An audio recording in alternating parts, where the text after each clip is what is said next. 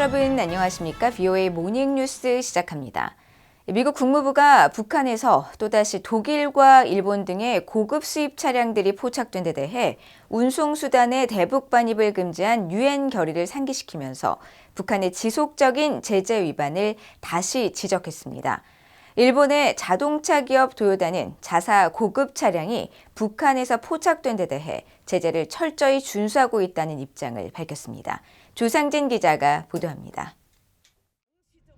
미국 국무부는 북한 김정은 위원장의 지방 순찰에 여러 고급 수입 차량이 동원된 데 대해 유엔 대북 제재의 운송수단 반입 금지 조항을 상기시켰습니다. 국무부 대변인은 4일 VOA의 관련 질문에 유엔 안보리 결의는 모든 유엔 회원국이 북한의 운송수단, 특히 고급 자동차 공급을 금지하고 있다고 지적했습니다. 그러면서 우리는 유엔 제재 위반에 대한 모든 보도를 심각하게 받아들인다고 밝히고 북한은 유엔 안보리 결의를 위반하면서 제재 회피 노력을 통해 대량 살상 무기와 탄도미사일 프로그램에 계속 자금을 조달하고 있다고 지적했습니다. 이어 북한의 불법 대량 살상 무기와 탄도미사일 프로그램은 국제 평화와 안보, 세계 비확산 체제에 대한 위협이며 미국은 북한의 공격을 억제하고 미국 국민과 파병군, 동맹국 보호에 중대한 이해관계를 갖고 있다고 강조했습니다. 또 북한에 대한 유엔 제재는 여전히 유효하며 우리는 유엔 외교와 북한의 이웃 국가들과의 외교 등을 통해 모든 유엔 회원국이 이를 이행하도록 계속 독려할 것이라고 밝혔습니다. 앞서 북한 대외관용 조선중앙TV의 최근 보도를 보면 김정은 위원장이 지방 공업공장 건설 착공식에 참석하는 길에 독일 메르세데스 벤츠의 마이바흐 전용 차량을 타고 이동했습니다.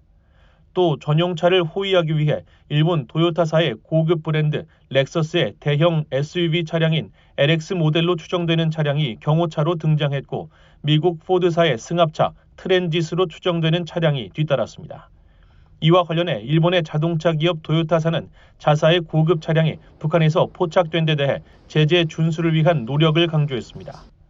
도요타 미주 본사 기업 홍보실은 4일 VOA의 관련 질문에 도요타는 수출 통제 및 제재법 등 각국과 지역의 법률 및 규정을 철저히 준수하는 데 전념하고 있으며 수입 대리점과 판매 대리점에도 동일한 조치를 취하도록 요구하고 있다고 밝혔습니다.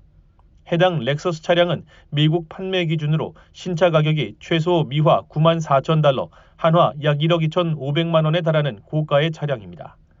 사치품에 해당하는 고가 차량뿐 아니라 모든 운송수단은 유엔 대북제재 결의 17185와 2094호에 따라 북한으로의 수출이나 이전이 금지되어 있습니다. VOA 뉴스 조상진입니다. 한국 외교부는 한반도 비핵화 과정에서 중간 조치를 고려할 수 있다는 미국 고위 당국자의 발언은 한국 정부의 비핵화 로드맵인 담대한 구상과 같은 취지라고 밝혔습니다.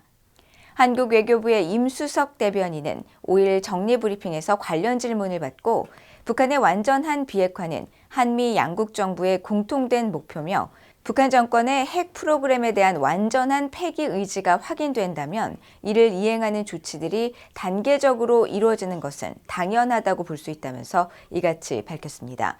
앞서 미국 백악관의 미라 레푸퍼 국가안보회의 NSC 아시아대양주 담당 선임 보좌관은 4일 중앙일보와 미국 전략국제문제연구소 CSIS 포럼 대담에서 미국의 목표는 여전히 한반도의 완전한 비핵화라고 말하고 이 비핵화로 가는 과정에서 중간 조치도 고려할 것이라고 밝히고 특히 현재 한반도 상황을 볼 때 위협 감소에 대해 북한과 논의할 준비가 돼 있고 그럴 의향이 있다고 말했습니다.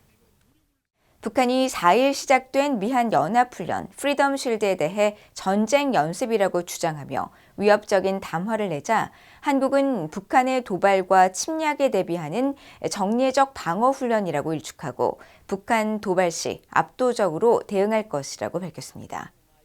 북한 국방성은 5일 대변인 담화를 통해 미국과 대한민국이 정전 상태의 지역 정세의 예측 불가능성을 증폭시키는 도발적인 대규모 합동 군사연습을 또다시 개시했다고 주장하고 그릇된 선택이 가져온 안보 불안을 심각한 수준에서 체감하는 것으로서 응분의 대가를 치르게 될 것이라고 위협했습니다.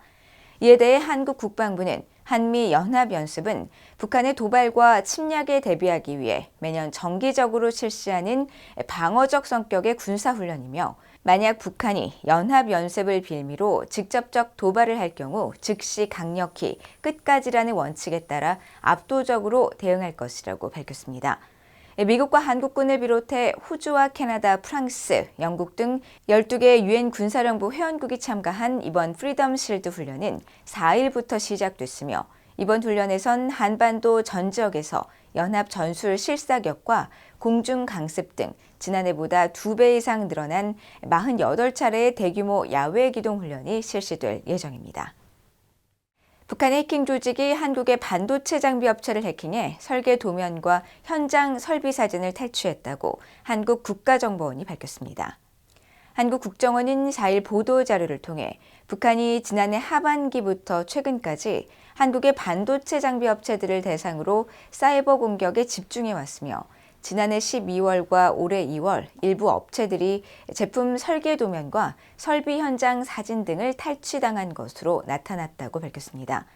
또 북한은 이번 공격에서 악성 코드 사용을 최소화하고 서버 내 설치된 정상적 프로그램을 활용하는 새로운 공격 기법을 사용했으며 이를 통해 공격자 포착과 기존 보안 장치로 탐지를 어렵게 했다고 국정원은 설명했습니다.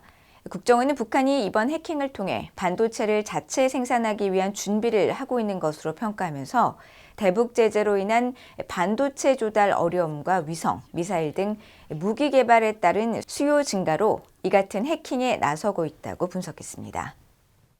미국과 한국 양국이 방위비 협상 대표를 임명하고 본격적인 협상에 돌입했습니다.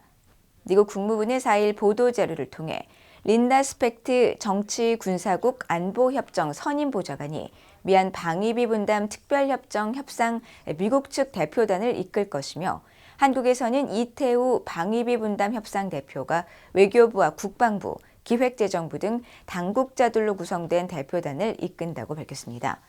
이어 양국 대표단은 미한 연합방위 태세를 강화하고 미한 동맹을 더욱 공고히 하는 생산적인 협의를 위해 노력할 것이라면서 한국은 인건비와 군수 지원, 군사 건설 비용을 분담함으로써 주한미군 주둔에 기여해왔다고 설명했습니다. 미국과 한국은 2020년부터 2025년까지 적용되는 11차 방위비 분담 특별협정을 지난 2021년에 타결했었습니다. 이상으로 BOA 모닝 뉴스를 모두 마칩니다. 시청해주신 여러분 고맙습니다.